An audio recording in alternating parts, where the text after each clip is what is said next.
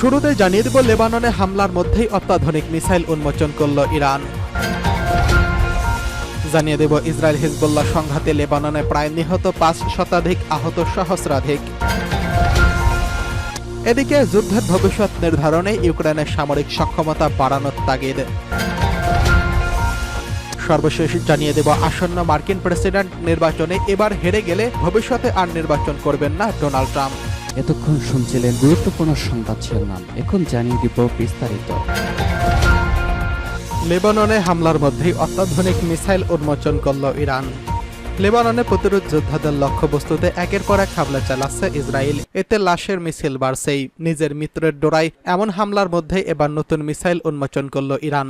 অত্যাধুনিক এই মিসাইল আঘাতে ইসরায়েলে আঘাত হানতে সক্ষম। আনুষ্ঠানিকভাবে এই মিসাইল উন্মোচন করে ইরানের ইসলামী বিপ্লবী গার্ড বাহিনী। তেহরানে শনিবার এক সামরিক প্যারেড অনুষ্ঠিত হয়।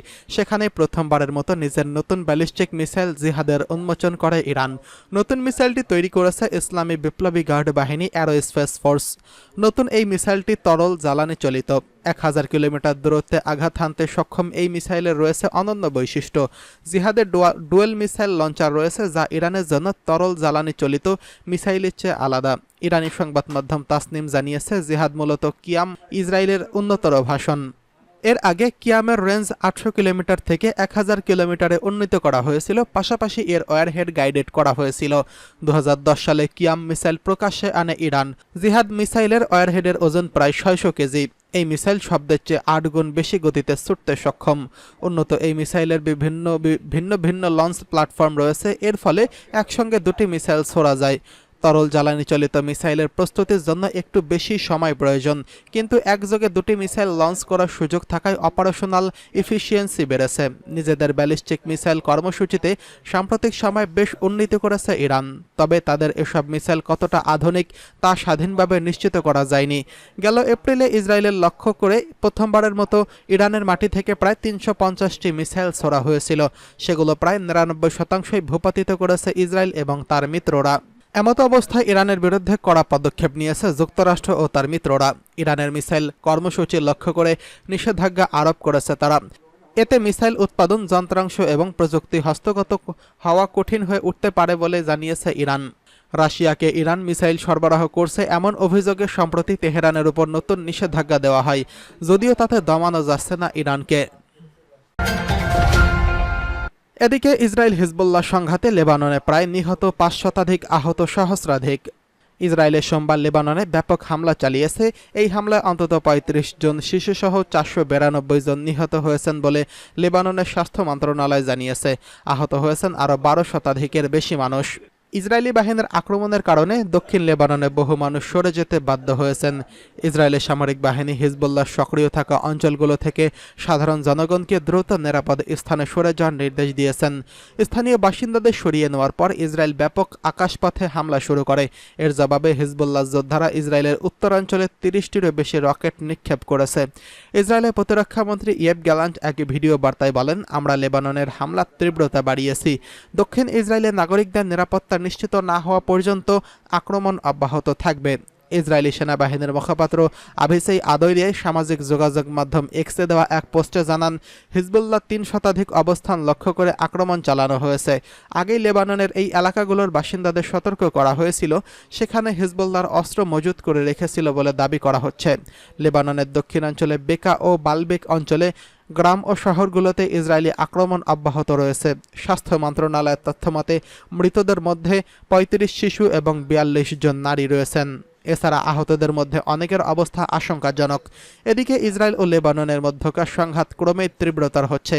মার্কিন প্রেসিডেন্ট জো বাইডেন রোববার এক সাংবাদিক সম্মেলনে বলেন, যুক্তরাষ্ট্র মধ্যপ্রাচ্যে যুদ্ধের বিস্তার ঠেকাতে সব ধরনের চেষ্টা চালিয়ে যাচ্ছে। ইসরায়েলের এই হামলা নিয়ে বিশ্বব্যাপী উদ্বেগ দেখা দিয়েছে এবং পরিস্থিতি যে কোনো সময় আরও অবনতির দিকে যেতে পারে বলে আশঙ্কা করছেন বিশ্লেষকরা।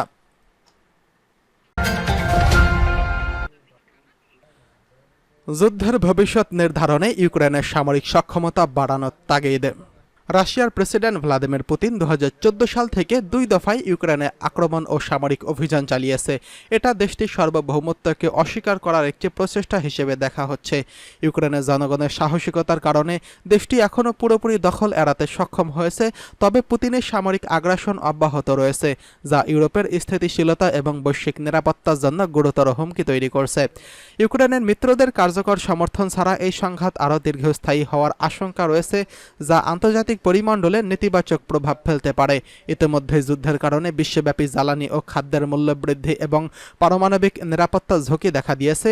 এই পরিস্থিতিতে ইউক্রেনের পশ্চিমা মিত্রদের একটি শান্তি চুক্তি তৈরির মাধ্যমে যুদ্ধের অবসান ঘটানোর জন্য দৃঢ় উদ্যোগ নেওয়া প্রয়োজন। ইউক্রেনের প্রেসিডেন্ট ভ্লাদিমির জেলেনস্কি ইতিমধ্যেই 10 দফার একটি শান্তি প্রস্তাব উত্থাপন করেছেন, যার মধ্যে রাশিয়ার পূর্ণ প্রত্যাহার, পারমাণবিক নিরাপত্তা জোরদারকরণ এবং সংঘাত ও মোকাবিলায় পরিকল্পনা অন্তর্ভুক্ত রয়েছে। এই প্রস্তাবের প্রতি সমর্থন আদায়ের লক্ষ্যে জেলেনস্কি গত গ্রীষ্মে সুইজারল্যান্ডে 90টিরও বেশি দেশের প্রতিনিধিদের সঙ্গে আলোচনা করেন। কিন্তু টেকসই শান্তি প্রতিষ্ঠার জন্য জেলেনস্কি গত গ্রীষ্মে সুইজারল্যান্ডের 90টিরও বেশি দেশের প্রতিনিধিদের সঙ্গে আলোচনা করেছেন। কিন্তু টেকসই শান্তি প্রতিষ্ঠার জন্য শক্তিশালী নিরাপত্তার নিশ্চয়তা প্রয়োজন, কারণ রাশিয়ার পূর্বে চুক্তি ভঙ্গ করেছে এবং আন্তর্জাতিক আইনের প্রতি বারবার অবজ্ঞা প্রদর্শন করেছেন। বিশেষজ্ঞরা মনে করছেন ইউক্রেনের সামরিক অবস্থান শক্তিশালী করাই এখন অগ্রাধিকার হয়ে উঠছে। বিশ্বব্যাপী এই যুদ্ধের শেষ নির্ভর করছে ইউক্রেনের আত্মরক্ষার সক্ষমতার ওপর। পুতিনের শান্তি চুক্তিতে লাভবান হওয়া থেকে বিরত রাখার জন্য ইউক্রেনের মিত্রদের সমর্থন আরও বাড়ানোর জন্য এবং দেশের ভেতরে প্রশিক্ষণ ও সামরিক সরঞ্জাম মেরামতের জন্য নতুন উদ্যোগ গ্রহণের জন্য প্রয়োজনীয়তা দেখা দিয়েছে।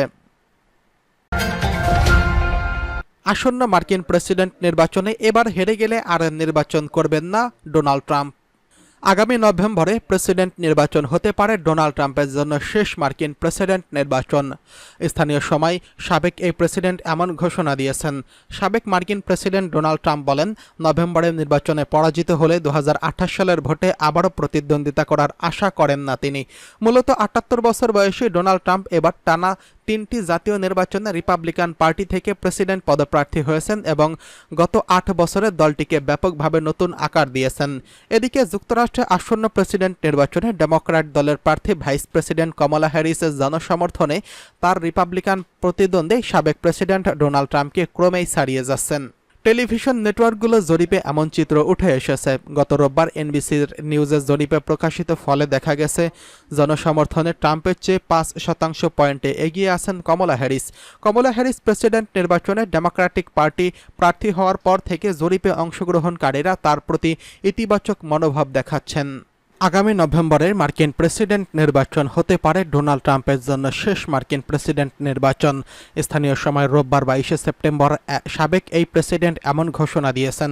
সাবেক মার্কিন প্রেসিডেন্ট ডোনাল্ড ট্রাম্প বলেন, নভেম্বরের নির্বাচনে পরাজিত হলে 2028 সালের ভোটে আবারও প্রতিদ্বন্দ্বিতা করার আশা করেন না তিনি। মূলত 78 বছর বয়সী ডোনাল্ড ট্রাম্প এবার সহ টানা 3টি জাতীয় নির্বাচনে রিপাবলিকান পার্টি থেকে প্রেসিডেন্ট পদপ্রার্থী হয়েছেন এবং গত 8 বছরে দলটিকে